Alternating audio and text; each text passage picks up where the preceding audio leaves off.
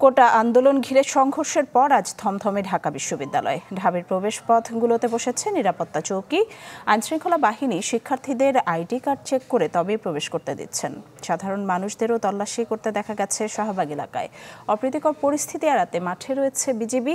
এদিকে নির্দেশের পর হল ছাড়ছেন বিভিন্ন হলের শিক্ষার্থীরা, যদিও হলে অবস্থান করছেন শিক্ষার্থীদের একাংশ। সূর্য সেন ও বিজয় ৭১ হলে সকাল থেকে চলে দফায় দফায় সংঘর্ষ, যাতে আহত হন বেশ কয়েকজন।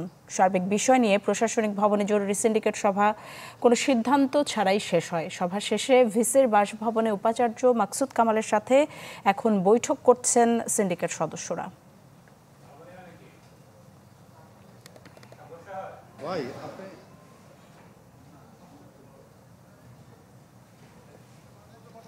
নগদের কাছে সব গ্রাহকই প্রিয়, তাই তো সারা দেশে ক্যাশ আউট চার্জ সবচেয়ে কম।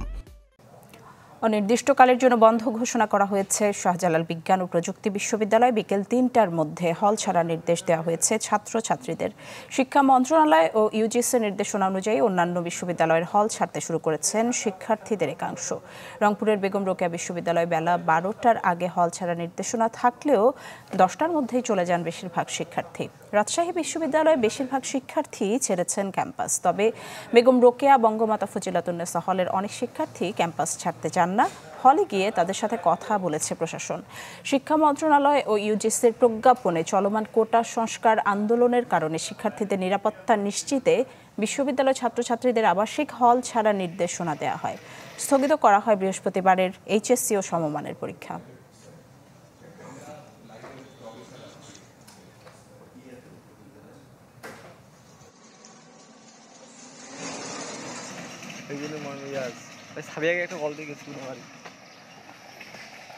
ঢাকা বিশ্ববিদ্যালয়ের পরিস্থিতি গতকাল রাত থেকে মূলত এক ধরনের থমথমে অবস্থা বিরাজ চলে যায়। বর্তমানে ঢাকা গুলো হলে আমরা ঘুরেছি, রোকেয়া হল, বিজয় ৭১ হল এবং কবি জসিমউদ্দিন হল সহ বিভিন্ন হলগুলোতে আমরা ঘুরেছি এবং আমরা দেখেছি যে আন্দোলনকারী শিক্ষার্থীদের যে উপস্থিতি সেটি আমরা পর্যাপ্ত পরিমাণ দেখেছি। তবে এবং অপরদিকে তাদের প্রতিরোধে গতকালকে যেমন ছাত্রলীগের অবস্থান ছিল, আজকে আমরা পুরো ক্যাম্পাসে তেমন ছাত্রলীগের অবস্থান দেখিনি। তবে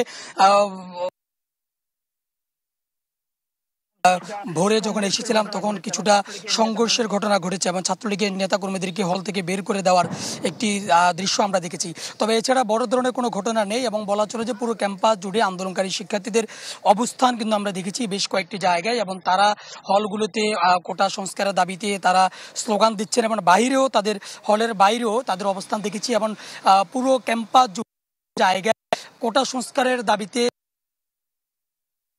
উপস্থিতি ওভাবে আমরা পুরো ক্যাম্পাস জুড়ে দেখিনি এবং পাশাপাশি আইনশৃঙ্খলা রক্ষাকারী বাহিনীর সদস্যদের উপস্থিতি আমরা দেখেছি। কারণ কিছুক্ষণ আগে প্রশাসনিক ভবনে জরুরি সিন্ডিকেট সভা হয়েছে, সেই সভা শেষে এখন ডিসি চত্বরে আবার সভা হচ্ছে সিন্ডিকেট কমিটির যারা আছেন তাদের সাথে এবং কিছুক্ষণ আগে শিক্ষার্থীরা পুরো ডিসি অবস্থান নিয়েছেন।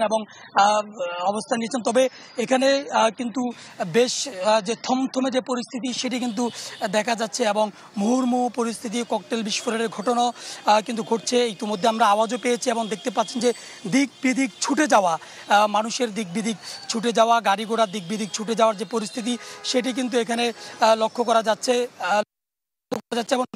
এবং সব মিলিয়ে বলা চলে যে এক ধরনের থমথমে পরিস্থিতি বলতে যতটুকু বোঝায় ততটুকু কিন্তু ঢাকা বিশ্ববিদ্যালয় বিরাজ করছে।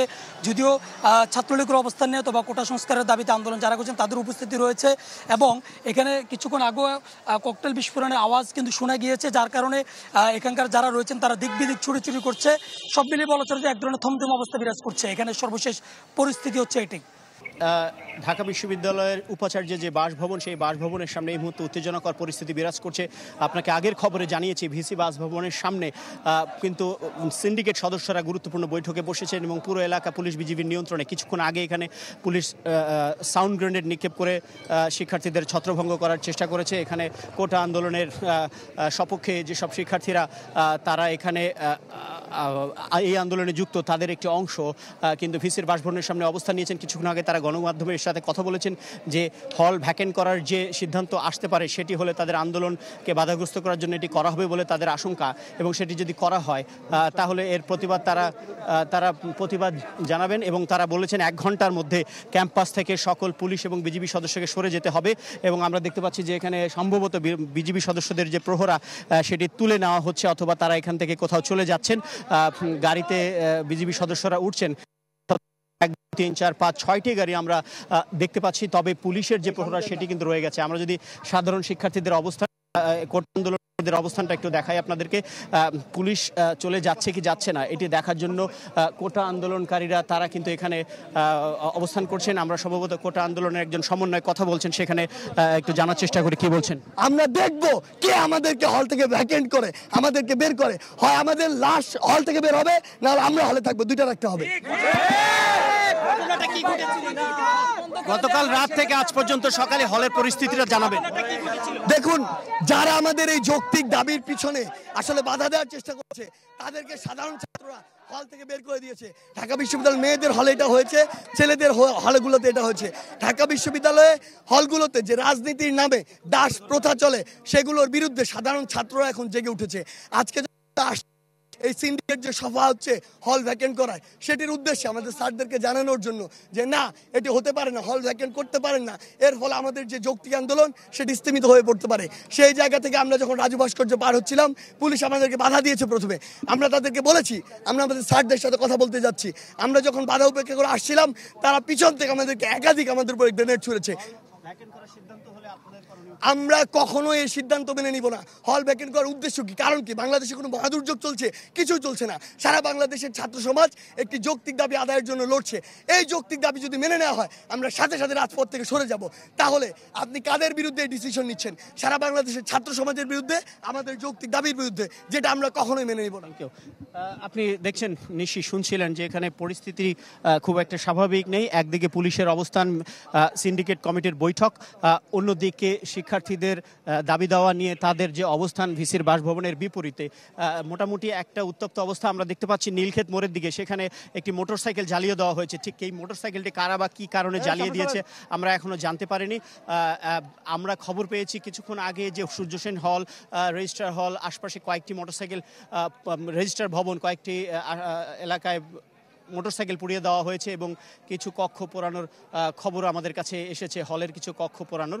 তবে সেগুলোর সূত্র এখনও আমরা নিশ্চিত হতে পারিনি। এই হচ্ছে অবস্থা। আমরা দেখতে পাচ্ছি বিজিবি সদস্যদের যে গাড়ি, সেই গাড়িটি কিন্তু যেখানে নীলক্ষেত মোড়ে আগুন জ্বালিয়ে দেওয়া হয়েছে সেখানে তারা মুভ করছেন। সেখানে কি তারা কি বিজিবি তারা ফিরে যাচ্ছেন নাকি সেখানে যাচ্ছেন, সেখানে গেলেই আমরা জানতে পারবো।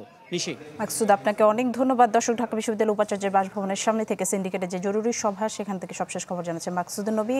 এবার আমাদের আরেক সহকর্মী আমাদের সাথে যুক্ত হবেন, শাহবাগ থানার সামনে আছেন তিনি, শামীমা সুলতানা। শামীমা, আমরা এই মুহূর্তে শাহবাগ থানার সামনে যেটি দেখছি যে এখানে শিক্ষক যারা আছেন, এখানে প্রগতিশীল শিক্ষক যারা আছেন তারা যেমন আছেন, এবং এখানে আমরা ডানপন্থী কিছু শিক্ষককেও দেখছি। তারা সবাই কিন্তু অপরাজেয় বাংলার সামনে জড়ো হয়েছিলেন নিপীড়ন বিরোধী শিক্ষক সমাবেশ নামে একটি সমাবেশের জন্য, এবং সেই সমাবেশ থেকে তারা যখন জানলেন যে সকালের দিকে বেশ কয়েকজন শিক্ষার্থী যারা আন্দোলনের সাথে যুক্ত তাদেরকে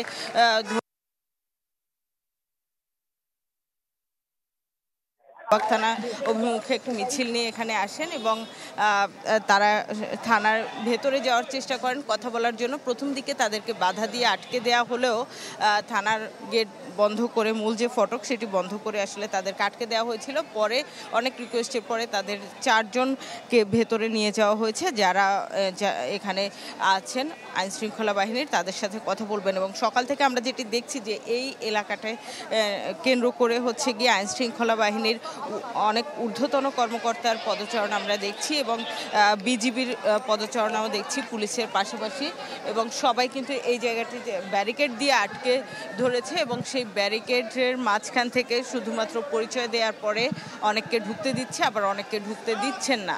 এবং যারা ভেতরে গিয়েছিলেন তারা আসলে এই মুহূর্তে আমরা দেখছি যে তাদের কেউ কেউ বের হয়ে আসছেন। আমরা জানতে চেষ্টা করব যে তাদের কি অবস্থা, সবশেষ এই অবস্থায় ছিল এখান থেকে।